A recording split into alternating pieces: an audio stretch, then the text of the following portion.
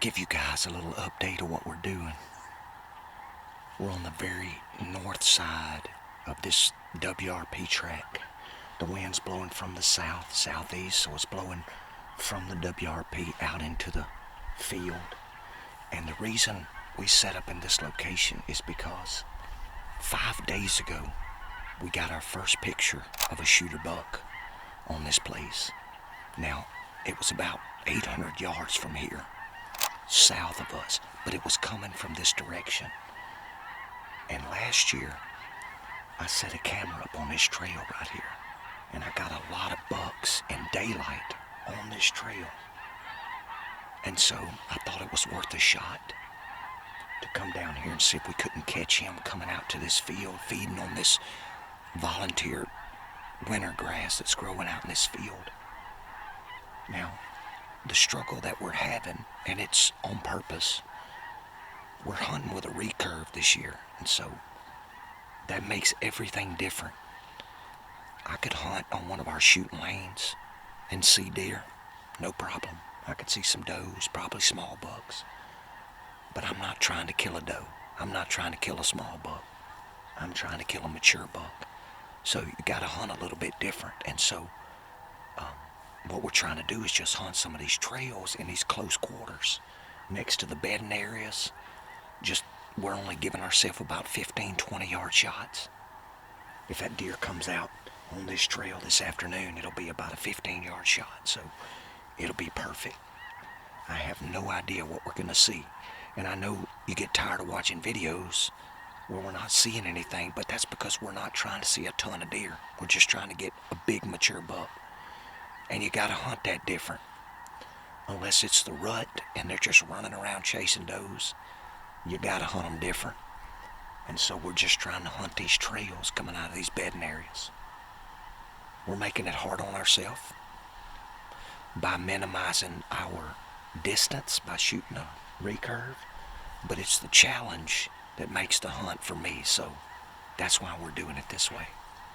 So tonight we might see 5 deer, we might see 1, we might see none, but at least we've put ourselves in a situation where last year a lot of bucks, we probably had 3 shooter bucks come down this trail last year when I had that camera there in daylight. So we'll see what happens this afternoon.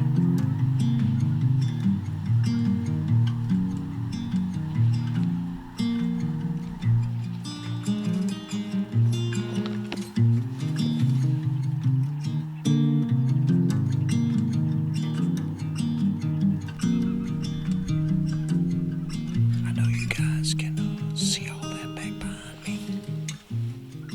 That's just WRB. It's just thick. That's where those deer are bedded up, so it's about 3:30. So we're gonna do a series of grunts. See if we can't get one to hear it and maybe come investigate.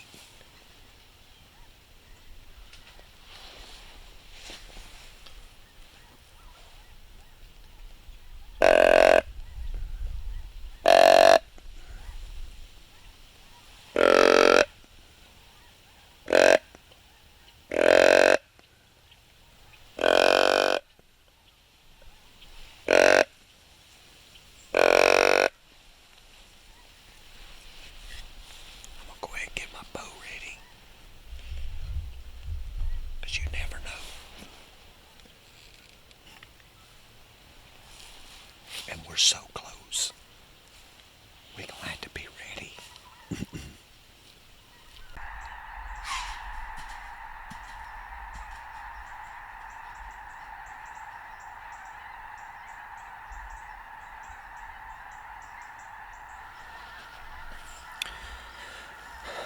Well,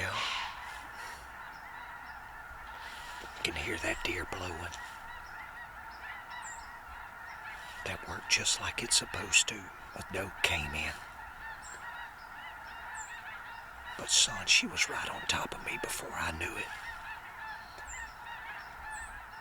And I was trying to get the record button pushed. She just caught me moving. She was about 18 steps when I first saw her.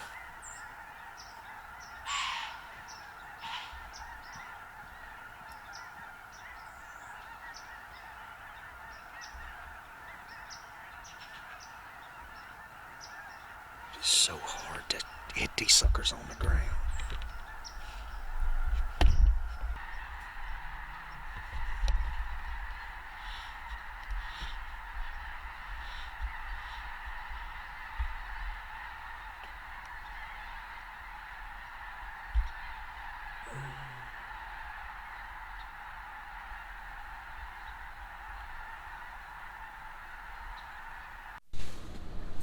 Alright, well, we're back in the truck right now, and the hunt was a mixture of success and failure. Success in the fact that we used last year's intel to know that that was a good trail, and success in the fact that we did have a doe coming down that trail, and there ain't no telling what was behind the doe.